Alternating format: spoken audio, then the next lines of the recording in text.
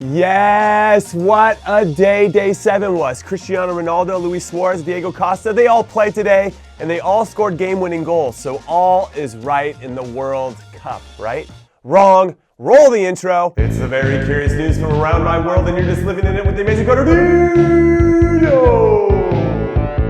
Very curious news item number 1. Cristiano Ronaldo does it again. Because Morocco failed to mark him properly in the box on a corner kick, though, I'll admit, Ronaldo's movement to shake his defender was very good, and Matinho dropped a dime into a dangerous area, but still, it's a set piece. And you guys already know how I feel about how those should be defended. Anyway, after CR7's goal in the 4th minute, there was only one team that was playing well, and in fact, playing the other team off the field entirely, and that was Morocco. They were excellent in all areas except the one that matters the most, finishing. So after 2 games in which they were the better team, they have 0 points to show for it, and they became the first country to officially be knocked out of this World Cup, which has to doubly suck for them since they got knocked out of hosting the 2026 World Cup last week too.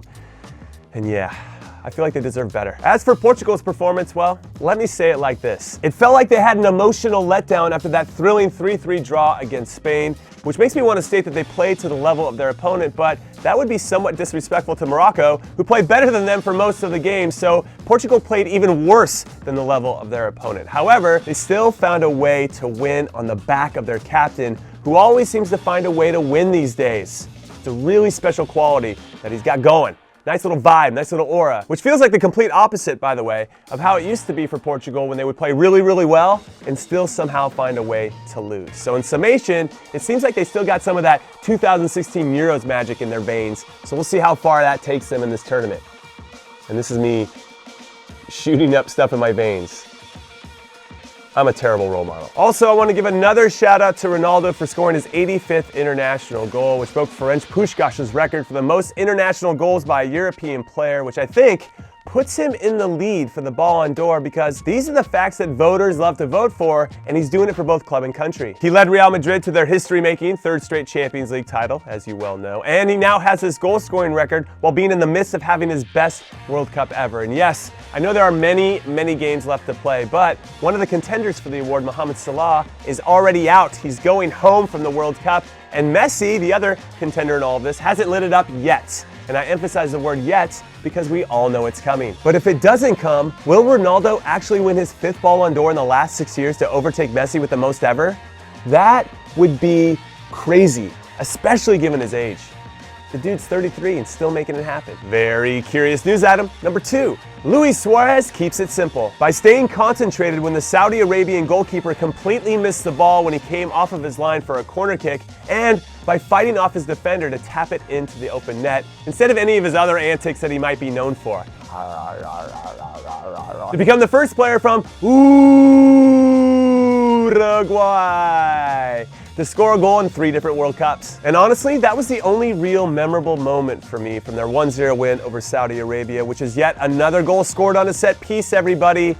Anyway, you're welcome for this Dynamite recap. Also, I picked Russia and Uruguay to qualify for the knockout rounds, but I had Uruguay. It's harder to say shorter, I like to sing it. Finishing in 1st, and Russia finishing in 2nd, and I think Russia could be playing better at the moment. So I could end up being wrong, which, as you know, never happens. So it'll be interesting to see how both of these teams approach their game against each other in round 3 of the group stages, because it's going to have a huge impact on who they play next. Very curious news item number 3. Is this the freakiest World Cup in recent memory? And I ask this not just because of the crazy amount of goals being scored on set pieces, but because of the amount of own goals that are hitting the back of the net, which, if own goal was its own person, would actually be leading the Golden Boot race with 5, and we could argue it should have been 6, but Diego Costa got the credit in the end after a clearance hit his knee and went in. So own goal's got to feel pretty hard done by that. And speaking of this Spain-Iran game, and I'm not sure if I was actually speaking about it, but I was alluding to it, am I the only one that feels like Spain were a little fortunate to come away with all 3 points in this game? Now sure, Iran were scrambling and putting lots of numbers behind the ball, but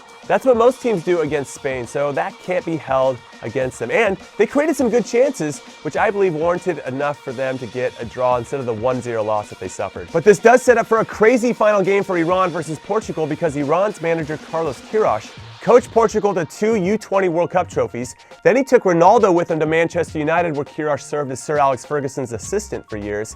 And then he had a very public falling out with Ronaldo after the Portuguese national team crashed out of the 2010 World Cup, and he was managing that team. So circle your calendars for this one. So many intriguing storylines, everything to play for. Portugal's got 4 points, Iran's got 3.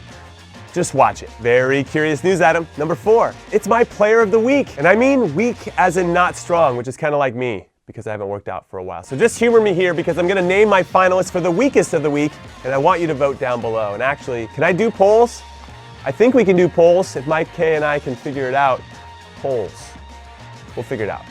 Anyway, the 3 finalists for this week's Player of the Week are Spain's David De Gea, who earns a nod as a finalist due to his huge gap in tribute to Loris Karius and Robert Green on Ronaldo's second goal of the game in their 3-3 draw with Portugal, which I think we can all agree is inexcusable at this level. Also, should he have done better on Ronaldo's free kick that earned Portugal that epic point? Maybe, but only because we know he's capable of making saves like that. And then there's Colombia's Carlos Sanchez, who earned the first red card of the tournament, which was the second fastest in World Cup history, by the way, fun fact. Also, his sending off obviously played a part in Colombia's loss in a game that many expected them to win, and now they're under enormous pressure. And finally, it's every player that started for Germany against Mexico because they got outclassed and outworked by a team that wanted it more, which shouldn't come as a surprise when you're the defending champions of the competition, because you have to know that you have a target on your back. And I went a little early there with the target. And yet, guess what? They were scheisse. So let me know your thoughts on Ronaldo and the Ballon d'Or. Whether you think Russia or Uruguay will win Group A. Will own goal win the Golden Boots? Maybe, possibly, it's likely. And who is your player of the week? And then, of course, hit like and subscribe, and I'll see you tomorrow. Later.